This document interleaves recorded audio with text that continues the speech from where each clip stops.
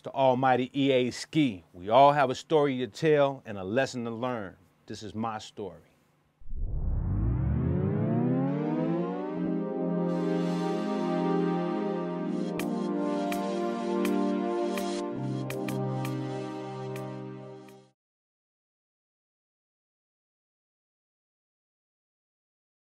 Yo, what's good with it? It's the almighty EA Ski, and this is my story coming from my mouth.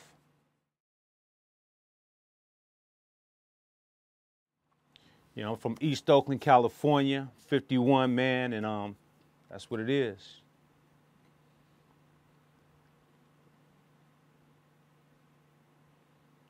How would you say was your upbringing? Poor, middle class, or rich? I say, middle, you know what I'm saying, for what it was. I mean, my parents probably, they made me feel like it was middle anyway, because they worked hard. I know that they put a lot of stuff on layaway, I know that they did everything that's possible for me to enjoy being able to do what I do. I never felt like it was a struggle to me, but it probably was a struggle to them, if that makes sense. Right. Yeah.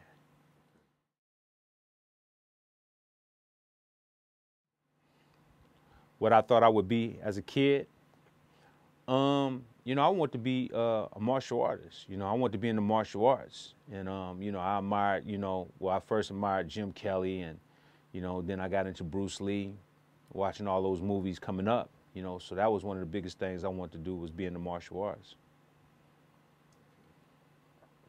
Was y'all watching the Shaw Brothers movies back then? Nah, I wasn't. Oh, okay. I wasn't. You gotta get into them. Yeah, I wasn't watching those. Did you grow up in this single or co-parenting home? Co-parenting, yeah. Lord bless him, man. Both my parents still together to this day. How far I got in my education, I went to college, for a little bit, but I was traveling and I was fighting. And so, I wound up, backing off of college for a little bit and was, fighting across the country and then wound up getting into music. So more or less got into more of a trade. And talk about like how you got into music. How I get into music. I got into music because I love, just the culture of hip hop. I've always loved music, period. My family, was up on a lot of music, from the Dramatics to, just older music, James Brown on down. And then hip hop came in, and I really, really got inspired when I heard Run DMC. That really really made me want to take it seriously, just the way it made me feel. So yeah, Run DMC kind of inspired the music part of me. And then when did you get into it as a career? It took years, man. I mean, I got into it, basically just practicing and doing talent shows, and those transferred to, people liking you, doing my own independent records. That started kind of like, getting a little big for me in my community. And then I started, shopping, back then they called them demos, 3-song demos, sent them to like, Jive Records and, some of the big labels, and got some rejections. I still have some rejection letters, you know what I'm saying? But that was the part of me getting into it and start to really try to take it seriously, to try to go pursue, get a real situation for it, All right, cool. What was your first career choice? Martial arts. My career was, I was a world champion fighter, in the world, 3-time heavyweight fighting in the world. So, that kind of, stemmed from me being like 7 years old, got into it. And as I, slowly got into it, started being a champion fighter, you know what I mean? And that was paying, like I was getting a lot of prize money, went to the Seoul Korea Olympic Games in '88. So, a lot of this stuff is, was just me being dedicated towards martial arts. So that was my first love and passion. Okay.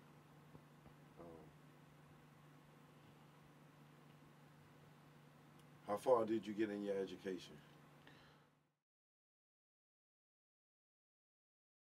At what age did you feel you became an adult? That's a good question. You know, the age I feel I became an adult was, I want to say, when I was about like 26, 26, because I caught my first major gun case. It was a serious case though at the time because of the whole O.J. Simpson and all the stuff that was going on. And me kind of being big in music now, I became a public name.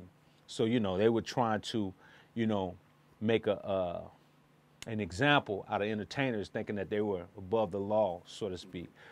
And I think that's where this record, the Blast for I 2 record came from, off the Friday soundtrack. You know, I really wrote that, you know, sitting down for a little bit. And that inspired that, you know, why I had this pistol, why I did this, why I did that. And it let me know the repercussions of it too, you know, getting caught up in the system. You know, the system ain't something you want to get caught up in, you know, because you can go in there for something small and it could turn into something huge. So, you know, I think around 26, when I caught that, it made me realize you have to really think and you have to understand, you know, everything that's simple can become something, you know, for real, you know. So I would say 26.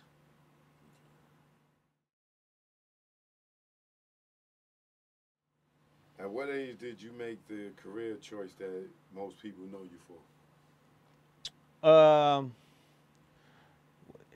You know, that's a hard question because, you know, a lot of people know me from being a world champion and fighting. You know, like they know me as Sean Adams, you know, like a world renowned, you know, I was in the magazines, I was in some of the top magazines in the world, you know, as far as a fighter. So they know that side of me, and then they know the side of me as being a, you know, a legendary producer artist. And that transition happened around in, like, I want to say 91 when I did the first Spice One album. You know, people started like, man, this guy is, you know, he's making some noise. So, you know, so that's kind of a double answer, but, you know, that's how it was.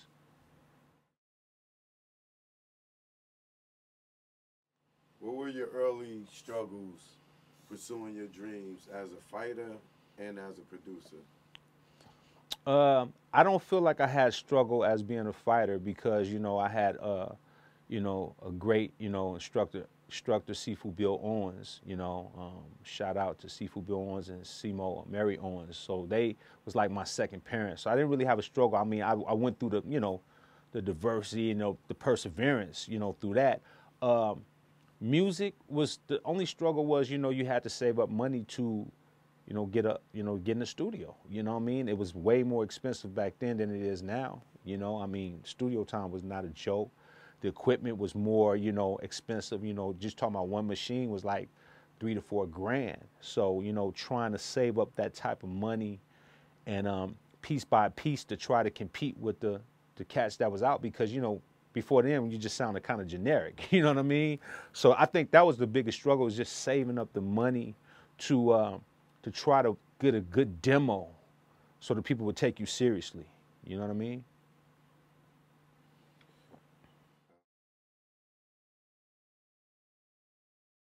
What were your early struggles pursuing your dreams as a fighter and as a producer? I don't feel like I had struggle as being a fighter because, you know, I had, you know, a great, you know, instructor Sifu Bill Owens, you know, shout out to Sifu Bill Owens and Simo Mary Owens. So they was like my second parents. So I didn't really have a struggle. I mean, I went through the, you know, the diversity, you know, the perseverance, you know, through that. Music was the only struggle was, you know, you had to save up money to, you know, get in the studio. You know what I mean? It was way more expensive back then than it is now. You know, I mean, studio time was not a joke. The equipment was more, you know, expensive. You know, just talking about one machine was like $3 to $4 grand. So, you know, trying to save up that type of money and piece by piece to try to compete with the cats that was out because, you know, before then you just sounded kind of generic. You know what I mean? So I think that was the biggest struggle, was just saving up the money to try to get a good demo so that people would take you seriously. You know what I mean?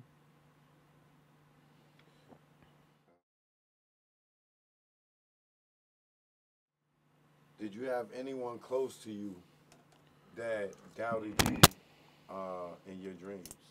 All the time.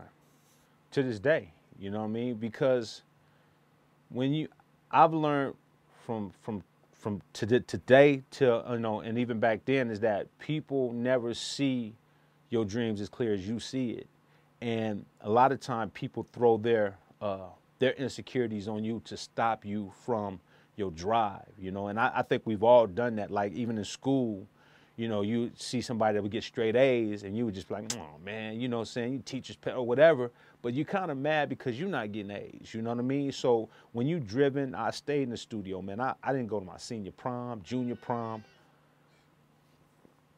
You good? Yeah.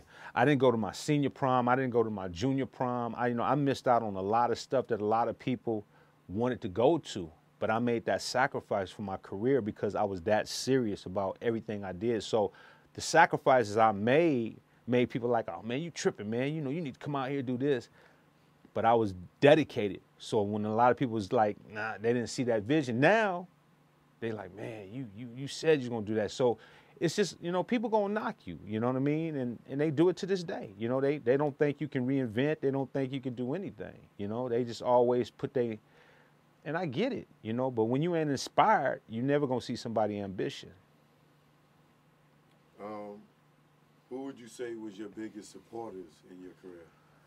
My mom and my dad, you know what I'm saying? My mom and my dad has supported me from day one. You know, they were the type of parents that, you know, they knew that I was driven, they knew that I was ambitious, and they believed in me from day one. They never doubted, even coming from where I come from. East Oakland was, you know, kind of rough, you know what I mean?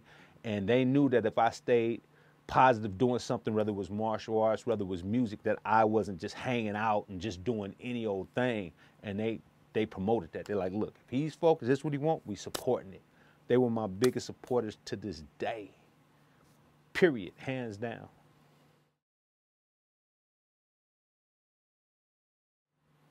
What is the highlight of your journey?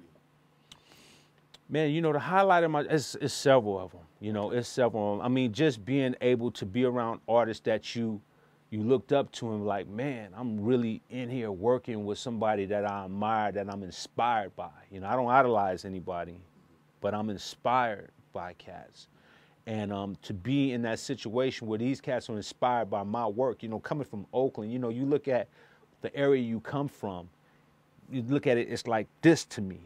But then to see somebody somewhere else that you feel like is like that, and for them to embrace what you do, that means the world. So that's a highlight to me. That's the biggest highlight, is to know that I put in the work, and it's not just like, it's that crab in a bucket. When you hear, you know, people gonna like because they see what you're doing, but when you get it somewhere else, it's real, it's more authentic because you're not from there. So it's not, they don't have no reason to hate. It's like, no, I really like that. They don't have to say they like that. So for them to, that's a highlight to me.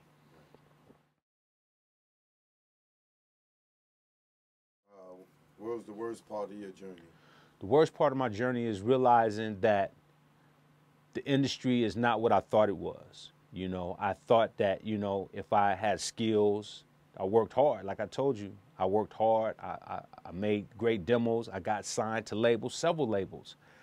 And when you get to labels, you start realizing that they have a different agenda than what you thought it would be. You know, you thought if I turned in this good music, it'd be this, be that. It's not like that. That's a terrible thing for anybody to find out, that, you know, Santa ain't real. You know what I mean? You know what I'm saying? It's like, I mean, you know, you've been told that this is, and I think a lot of kids, they getting in this business and they're starting to see it a little bit more now, that, you know, it's not what you think it is. And I had to learn the hard way going through it early on. You know, I mean, I know it even more now, but even early on, I didn't see it. I was young. So I kept going to these labels thinking that they would love me because my material, they love the material, but as soon as you get in the system, it's a system. And it ain't the system that you really want if you don't, you know, I have a lot of strong moral values. I have a lot of mentors that's positive. So when you get that other energy, I had to walk away from a lot of stuff that a lot of people thought I was crazy for walking away from, especially my DreamWorks deal.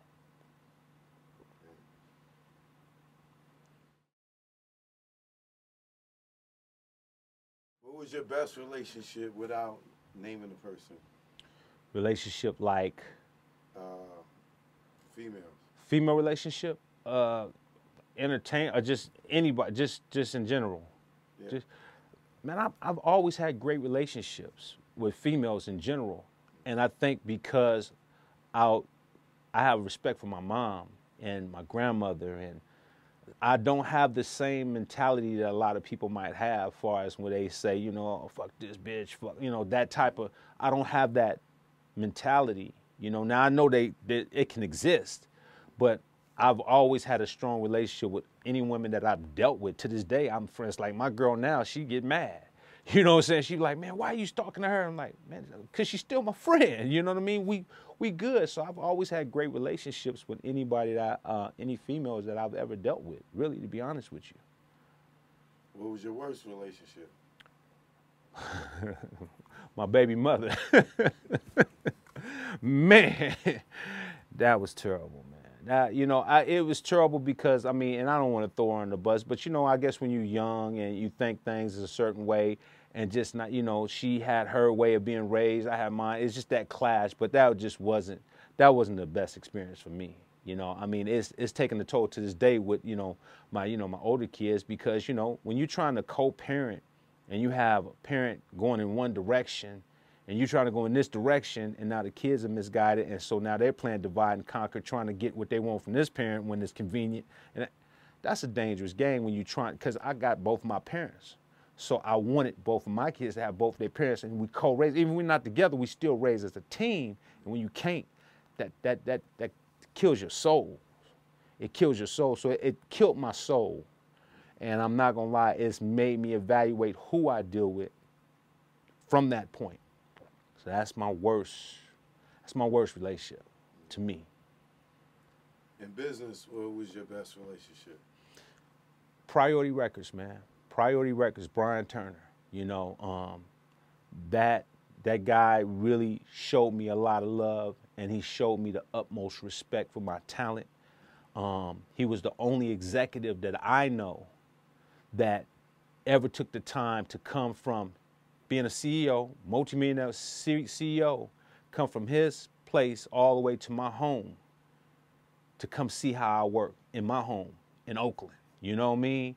Like, that was special to me because I knew that it was sincere and it was just all organic because he really believed in me. Now, I'm not saying that this business don't go on, but I'm saying that was the best relationship. I was able to do stuff. He gave me the creative control to do things. He was the one that begged me to be on the Friday soundtrack, which I could have easily missed. But he was like, you got to be on that. That soundtrack alone changed my life because he wanted me on there. I mean, that speaks for itself right there. What was your worst business relationship? I got a lot of those, man. But I'll say the worst one would have to be DreamWorks. You know, DreamWorks Records, you know, you thinking dealing with a company that's billionaires. You know, you're talking about David Katzenberg, Steven Spielberg, David Geffen. You know, you're talking about powerhouse. You know what I mean? These are three power. And to be with a company that just was really not taking care of the artists the way they want. You know what I'm saying? You know, you would never, get nothing done. They had their own little agenda. A lot of people suffered being over there, and I was one of them. You know, I had to wind up, filing a lawsuit and, and settling it. And it was just a terrible situation to be in, man, when you look up to some of these guys that you think have no reason to not do it right. You know, there's no reason when you're in these positions and you have all of this power, so to speak, from my eyes, to get in there and it seemed like, man, you really being cheap with me. You know what I mean? You really trying to take me in some other direction. So, DreamWorks was really, a bad situation for me.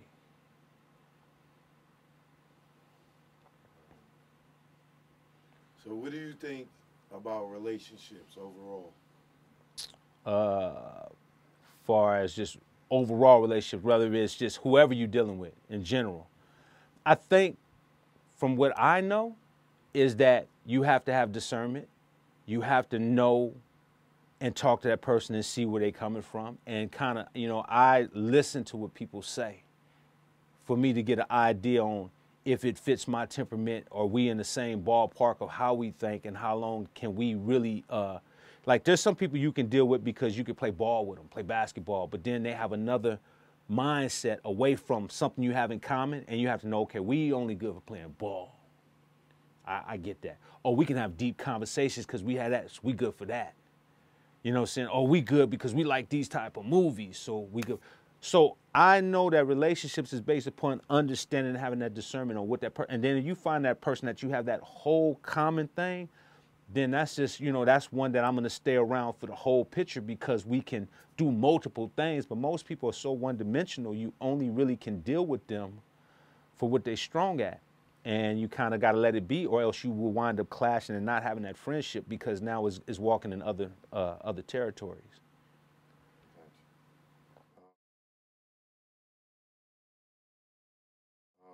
If you could go back and do it all over again, what would you go back and change? If I had to go back and do it all over again, I would have stayed independent and I would have did what I did for Master P. You know, did the distribution in. I helped facilitate his deal at Priority because I was signed to Priority in '94. And once I got there and I saw that they was giving distribution money on the distribution end and you still could control your master, I'm like, damn it. You know, but I gave him the game and said, look, you do that. You know what I'm saying? Don't come sign directly because you have more control and you control your masters. If I could have did that like that, I think that would have opened up a lot of more doors for me to help even more people because I would have had the money from them, I would have controlled the masters, and I would have been able to still cut checks to help other artists and facilitate the things that I'm trying to do with more creative. Because when you sign directly to a label, it's like it's just a bank now. And even though that's a bank, you have a little bit more control because you're bringing in the product and you kind of as a partner. So just understanding the business now, I would have made a little bit of tweaks, but other than that, I'm good.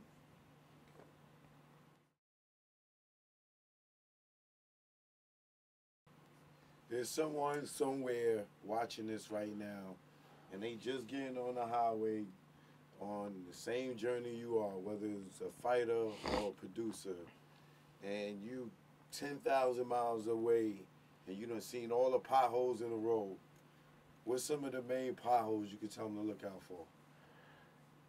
You know, the main potholes is don't be deceived because people will tell you stuff. And if you don't do your own homework and investigating, you can get misled because a lot of people look at us as puppets, you know what I'm saying? Like, you know, because they prey on the young, you know, that's what I know. You know, you don't know, so you trust and you put that trust in, and that's fine. But you still can trust somebody, but you still have to go and do your own homework away from it. And I think that's what I would tell anybody. That is the key to keeping not only your sanity, but making sure that you have to micromanage your life.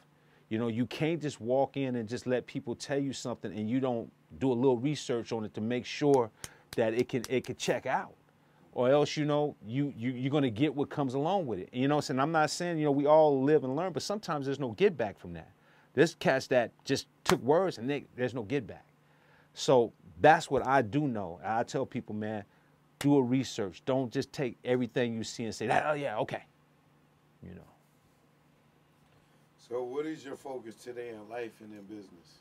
Man, my focus, man, is on God. That's a priority for me because I think that we've gotten away from the spirituality, you know, just period. You know, and I think a lot of the stuff that's going on is because we've gotten away from that. We don't pray no more. And I'm not telling nobody that, you know, saying and you know, you're the best person because I'm just saying we have to get focused. We have to get back to the spirituality so we can contain ourselves from just running crazy and not making, you know, crazy emotional decisions, you know, myself included. When I get up, you know, I'm praying. So my focus is God, you know what I'm saying? My purpose, because I am a public figure, I can be able to tell you some truth, just like I'm doing with you, tell you some truthfulness.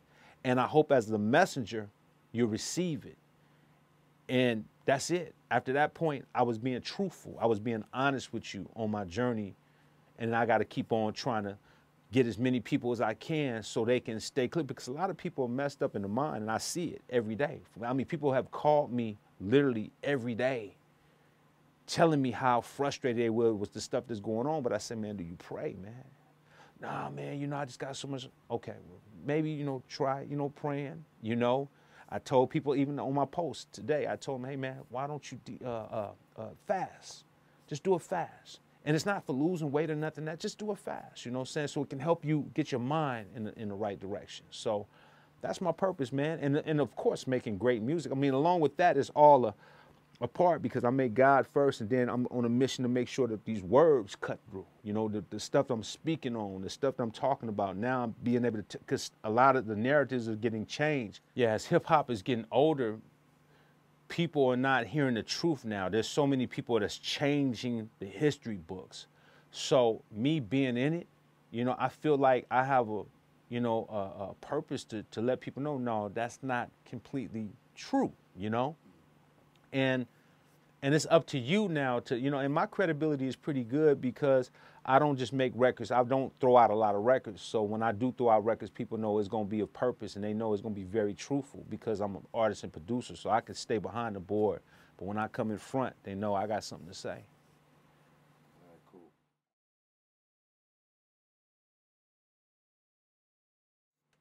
It's the almighty EA Ski. We all have a story to tell and a lesson to learn. This is my story.